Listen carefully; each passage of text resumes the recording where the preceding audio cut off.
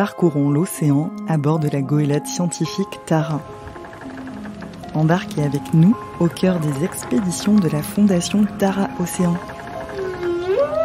Naviguons ensemble entre les mondes sous-marins, scientifiques et humains.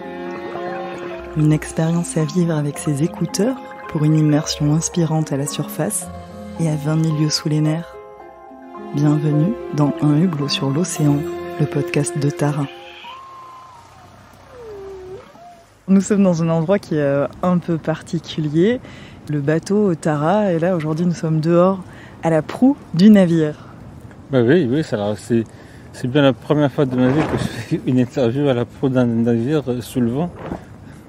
Je m'appelle Wilfried Sondé, je suis écrivain et je me trouve là en immersion dans le cadre de la mission scientifique Tara, microbiome, au large du désert d'Atacama.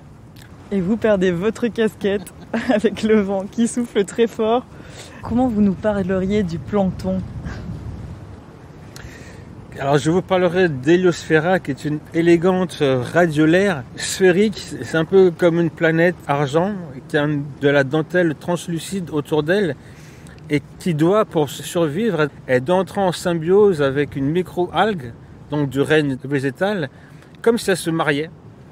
Et j'adore ça, voilà, c'est deux êtres fondamentalement différents qui doivent se trouver pour vivre et vivre plus longtemps.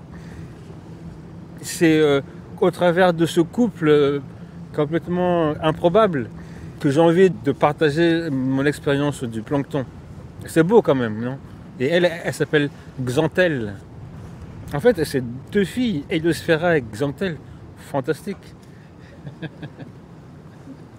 Alors, quand on est écrivain, comment atterrit-on sur un navire qui a pour objectif une étude océanographique ? En fait, c'est une idée qui a été mise en place par mon acolyte Stéphane Durand, qui est l'éditeur de la collection Monde Sauvage chez Actes Sud. On voulait créer des ponts entre les scientifiques et les écrivains, en imaginant d'envoyer des écrivains en immersion auprès des scientifiques lors de missions. L'idée, c'est de partir du principe que la parole des scientifiques est très importante aujourd'hui compte tenu des enjeux de la planète, mais que le discours scientifique est souvent opaque, en tout cas pour le grand public, et que nous autres écrivains, en s'associant avec les scientifiques, on pouvait faire en sorte de rendre leurs paroles beaucoup plus accessibles, en travaillant non pas sur la connaissance, sur le savoir, mais sur l'émotion.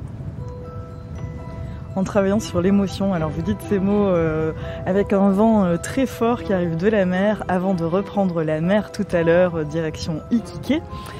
Est-ce que vous pouvez nous parler un peu de votre expérience ? Ça fait 1 mois que vous êtes sur ce voilier. Qu'en retirez-vous ?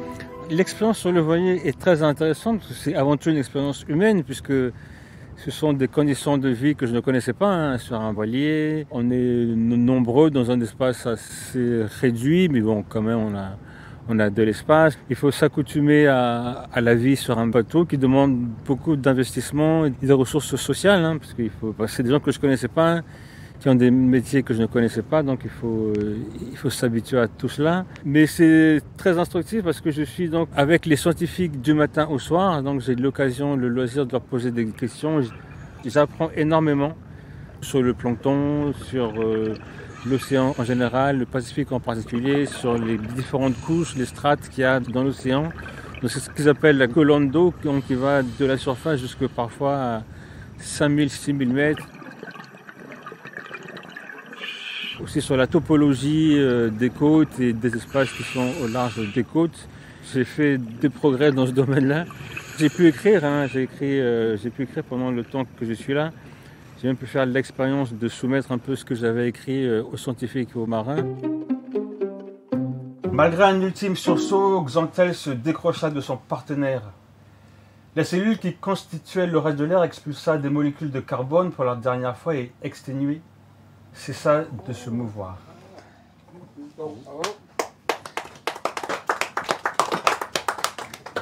C'est un peu frustrant de s'arrêter comme ça là. Ah ouais.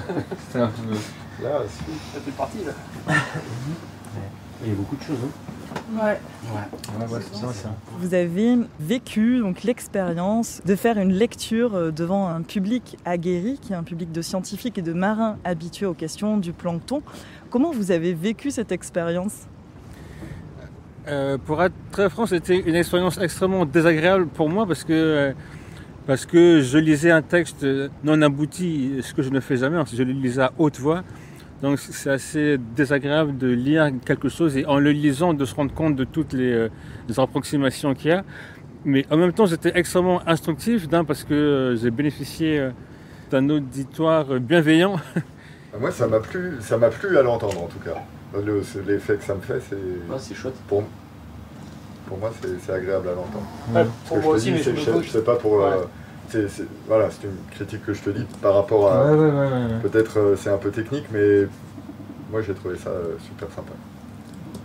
On m'a posé une série de questions, fait un certain nombre de commentaires qui m'ont permis de réaliser que déjà je savais assimiler pas mal de connaissances, mais qu'il y avait encore énormément de travail, mais que j'étais en bonne voie, parce que certains ont apprécié la lecture dans son rythme, par exemple, et aussi pour des gens qui sont aguerris à ces questions-là, ils trouvaient agréable d'entendre parler de plancton de manière littéraire.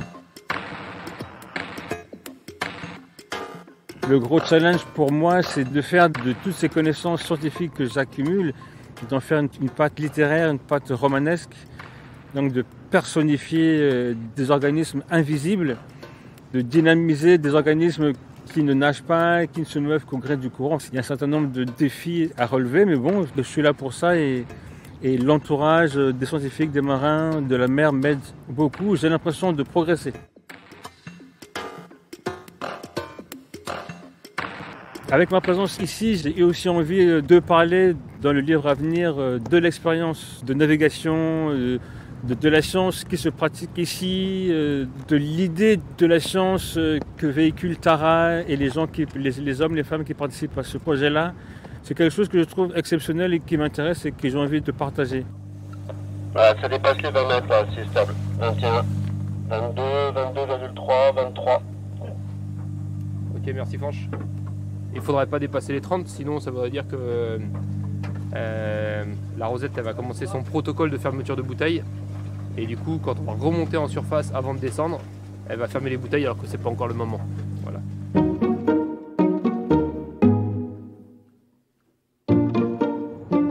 Alors je suis en train de moudre du café. Parmi les tâches très importantes que je dois remplir sur le Tara, voilà, celui qui doit moudre le café tous les 3-4 jours.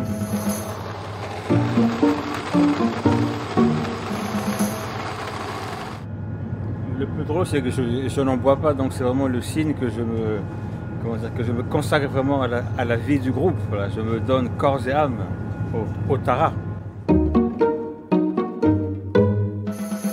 Comment s'organise le travail d'un écrivain à bord ? Comment s'est organisé votre travail à bord avec les 13 autres personnes qui ont partagé votre quotidien ? Voilà, alors là c'est une question piège parce que l'organisation du travail et moi ça fait deux. Parce que je travaille quand même de manière assez spontanée. J'ai consacré mon temps à aller vers les uns les autres, leur poser des questions, prendre des notes, donc faire des interviews. Je me suis ménagé des plages de rédaction. Je ne pensais pas rédiger autant. Je fais un travail de collecte d'informations et tout de suite de mise en forme romanesque. Il reste encore énormément de travail, mais j'ai déjà une ossature de roman avec un début, un corpus et une fin.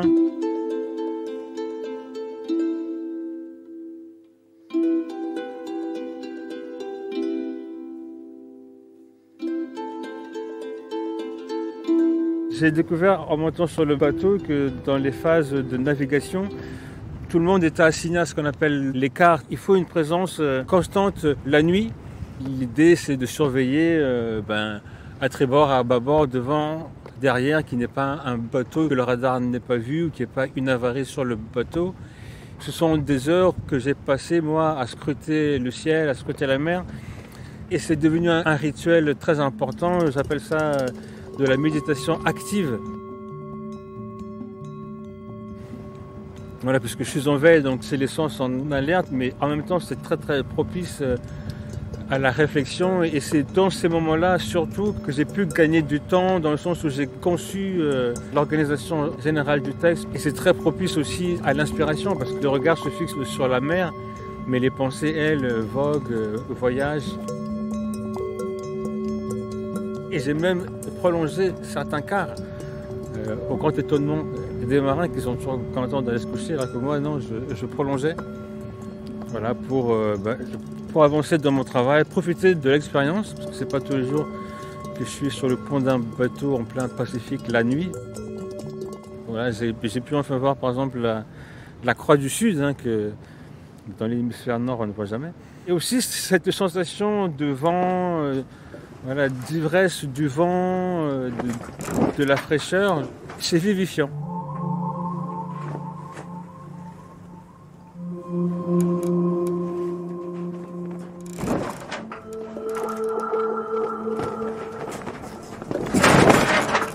Comment est-ce qu'on relie la science à la littérature?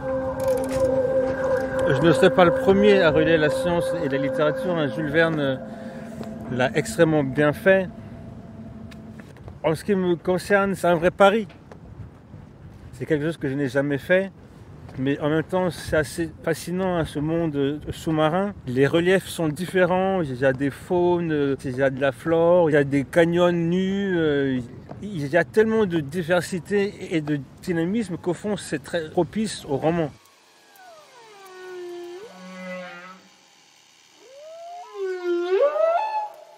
Tous les éléments sont là pour faire un roman d'aventure avec du dynamisme. Je me demande d'ailleurs pourquoi ça ne se fait pas plus, parce qu'on n'a pas besoin d'aller dans l'espace pour trouver de la diversité qu'on a pas sous nos pieds, mais sous nos vagues.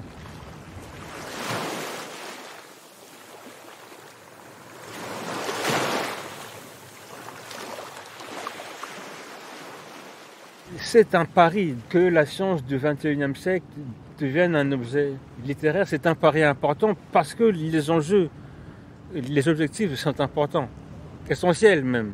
Ça fait quand même un demi-siècle que les scientifiques nous alertent sur le comportement délétère de l'humanité, mais le changement ne se produit pas. Et je pense que c'est parce que la science travaille encore trop sur la raison. Il faut qu'on travaille sur la corde sensible. Nous, artistes, grâce à la connaissance scientifique, touchions le cœur des lectrices et des lecteurs. Je pense que dans la lutte, non pas pour la planète, mais pour la survie du cadre de vie de l'humanité. Parce qu'il s'agit de ça, de ne pas cesser la branche sur laquelle nous sommes. Mais après, voilà, nous partons très humblement dans quelque chose d'expérimental. Nous espérons que ça fonctionnera, mais je ne peux pas en être sûr. Nous ne savons pas, nous essayons. Et qu'est-ce qui vous plaît dans cette expérimentation? Le fait que ce soit nouveau, donc c'est vraiment... quand j'ai lu l'autre jour l'extrait de texte, parfois je me disais, mais qu'est-ce que je suis en train de raconter là? Parce que c'est complètement... ça ne s'est jamais fait. J'aime beaucoup cet aspect découverte, risque. On va voir, voilà, je m'aventure sur un terrain fragile, inexploré, ce qui me demande de mobiliser beaucoup de ressources intellectuelles, affectives. Il va falloir trouver des solutions à des questions que je ne connais pas encore. J'ai toujours aimé l'art expérimental, et là, on est en plein dedans. Ça fait quoi pour un écrivain de travailler avec des scientifiques?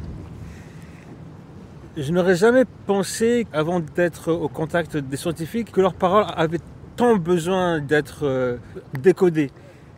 Très vite, au bout de quelques jours, je leur dis, mais votre langage est opaque. Il faut absolument que les scientifiques travaillent avec les artistes, parce qu'il faut vraiment traduire leurs paroles. En l'état, c'est incompréhensible. Et il a fallu un temps pour qu'ils comprennent et acceptent que je ne comprenais pas.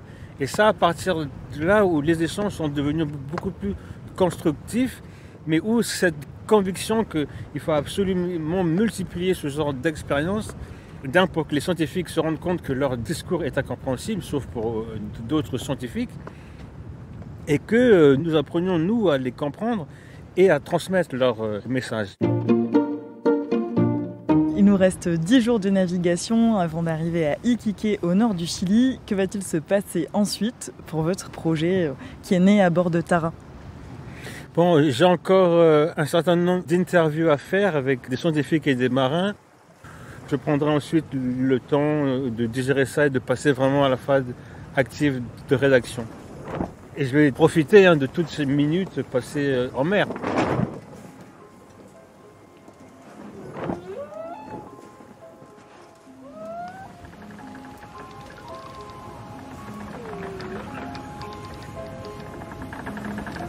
Ce podcast est produit par la Fondation Tara Océan, réalisé par Alice Roy.